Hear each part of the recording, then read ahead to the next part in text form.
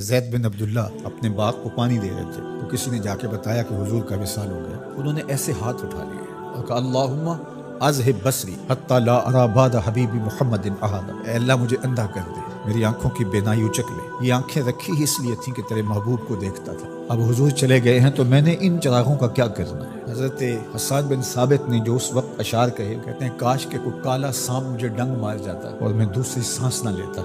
حضرت سیدہ فاطمہ کے جو قلب اطہر کی کیفیت تھی، سبت علیہ مصائب لو انہا سبت علی الایام سرنا لیالیا، میرے اوپر جو مصیبتیں ٹوٹ پڑی ہیں وہ اگر دنوں پہ ٹوٹ پڑتی تو وہ کالی راتیں بن جاتی۔ حضرت عمر رضی اللہ تعالی عنہ تلوار نکال کے کھڑے ہو گئے اور کہا کہ جس نے کہا نا حضور کا انتقال ہو گیا میں اس کی گردن اڑا دوں گا۔ تھوڑی دیر بعد حضور پرانی حالت کی طرف پلٹ آئیں گے۔ اب یہ کیفیت کتنی حساس تھی۔ ادھر منافقین نے چال چلنا شروع کر دیا۔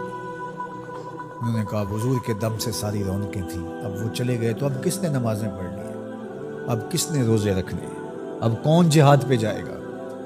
جب وہ ہی نہیں رہے تو ساری کہانی ختم ہو گئی۔ تو انہوں نے اس طرح سے چال چلنا شروع کر دی اور حضرت عمر کہتے تھے کوئی بولے تو صحیح۔ کتنا نازک وقت تھا۔ اس وقت میں حضرت ابو بکر آئے رضی اللہ تعالیٰ، ان کا کلیجہ تو پھٹ رہا ہوگا، لیکن یہی موقع تھا حضور کے مشن کو، حضور کی فکر کو، حضور کے دیے ہوئے نظام کو سنبھالنے کا، اور اپنے جذبات کو کس طرح کنٹرول کیا ہوگا۔ اپنے آپ کو پوری طرح سنبھال کر کے لوگوں میں آئے اور دیکھا کہ لوگ جمع ہیں اور حضرت عمر رضی اللہ تعالیٰ عنہ غصے میں تلوار لہرا رہے ہیں۔ خبردار اگر کسی نے کہا کہ حضور کا انتقال ہو گیا تو آپ ایک اونچی جگہ پہ کھڑے ہوئے، لوگوں کو متوجہ کیا۔ حضرت صدیق اکبر رضی اللہ تعالیٰ عنہ کا اس وقت کا جو خطبہ ہے، اس نے اس وقت اسلام کو سنبھالا جب منافق بڑی باریک چال چل رہے تھے۔ اب حضرت ابو بکر آئے اور کھڑے ہوئے، کہا لوگوں مجھے بتاؤ تم اللہ کی عبادت کرتے تھے یا رسول اللہ کی عبادت کرتے تھے؟ تو لوگوں نے کہا اللہ کی عبادت کرتے تھے۔ تو کہا اللہ آج بھی زندہ و موجود ہے، اللہ کل بھی زندہ و موجود ہے،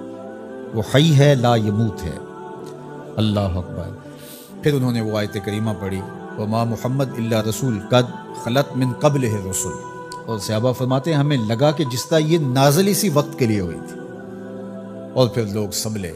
اور پھر حضرت سیدنا صدیق اکبر رضی اللہ تعالی عنہ نے اس مشکل وقت دین کو سنبھالا اور پھر حضور علیہ الصلوۃ والسلام کے مشن کے لیے کھڑے ہوئے۔ لشکر اسامہ بن زید بن حارثہ رضی اللہ تعالی عنہ کو روانہ کیا جا چکا تھا، حضور نے خود روانہ کیا تھا۔ ابھی جرف کے مقام پر ہی یہ لشکر پہنچا تھا، مدینہ المنورہ سے تھوڑا باہر نکلا تھا کہ حضور کے وصال کی خبر آئی تو یہ واپس آ گئے۔ تو بعض صحابہ نے کہا کہ اب مدینہ المنورہ کے حالات وہ نہیں رہے، اطراف کے اندر قبائل سر اٹھا سکتے ہیں جو دبے ہوئے تھے، اب حضور کے وصال کی خبر پھیل گئی ہے تو کوئی مدینہ المنورہ پر حملہ نہ کر دے، اور بہترین جنگجو اس لشکر میں شامل ہیں، تو اگر حملہ ہو گیا تو پیچھے سے دفاع نہیں ہو پائے گا، تو لہٰذا اس لشکر کو حکمت یہ ہے کہ روک لیا جائے۔ حضرت صدیق اکبر رضی اللہ تعالیٰ عنہ نے کہا کہ نہیں، یہ حضور کا روانہ کردہ ہے، جا کے رہے۔ بلکہ آپ نے تاریخی جملہ کہا کہ اگر مجھے یقین ہو کہ جنگلوں سے جانور آ کے ہمارے جسم کی بوٹیاں بھی نوچ کے کھا جائیں گے، یہ لشکر پھر بھی روانہ ہو۔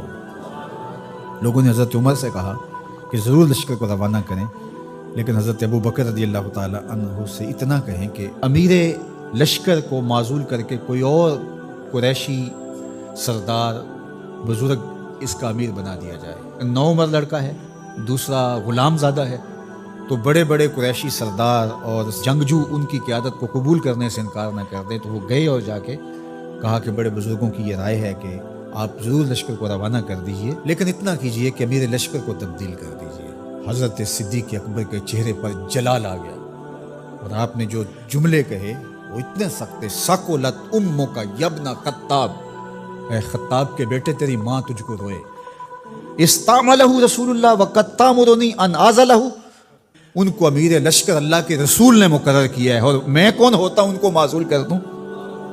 کہا لشکر جائے گا، اسامہ بن زید کی قیادت میں جائے گا، جس نے جانا ہے جائے، جس نے نہیں جانا میں کوئی پرواہ نہیں، چونکہ ان کو امیر لشکر اللہ کے رسول نے مقرر کیا۔ اللہ اکبر۔ پھر جب لشکر اسامہ کو روانہ کیا حضرت صدیق اکبر نے، تو حضرت اسامہ کے گھوڑے کی باک اپنے ہاتھوں سے پکڑی اور اسامہ کو اوپر سوار کیا رضی اللہ تعالیٰ عنہ، اور نیچے ساتھ پیدل چلے۔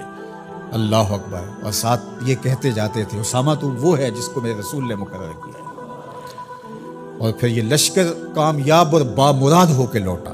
تو یہ سیدنا صدیق اکبر رضی اللہ تعالیٰ عنہ کا حضور علیہ السلام کے فیصلوں کو منوان قبول کرنے کا جذبہ تھا، جس انداز سے انہوں نے حضور علیہ السلام کی فکر پہ پہرا دیا، حضور کی تعلیمات کو اجاگر کیا اور حضور کے فرمان کو حرف آخر سمجھا، اور اس کے بعد انہوں نے اپنی رائے کو وہاں فنا کر دیا۔ صلح حدیبیہ کا موقع آیا تو 1400 اصحاب تھے، قریش نے کہا ہم عمرہ نہیں کرنے دیں گے، تو وہاں سے ایک معاہدے کے ذریعے واپس آنا ہوا۔ تو حضرت عمر نے کہا ابو بکر ہم دب کے صلح کیوں کریں، صلح کی شرائط تو برابر کی ہونی چاہیے۔ تو حضرت ابو بکر صدیق کا صرف ایک لفظ دیکھیے، انہوں نے کہا عمر کیا یہ صلح نامہ حضور نے قبول کیا ہے؟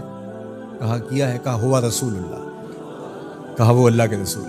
اللہ اکبر۔ کثرت صوم و صلات کی وجہ سے افضل نہیں ہے، بلکہ حضور کے لیے اطاعت و انقیاد، فرما برداری، اور حضور علیہ السلام کے لیے بس اپنے آپ کو قربان کر دینے کا وہ جذبہ، وہ آپ یہاں دیکھتے ہیں تو بدرجہ کمال آپ کو نظر آتا ہے۔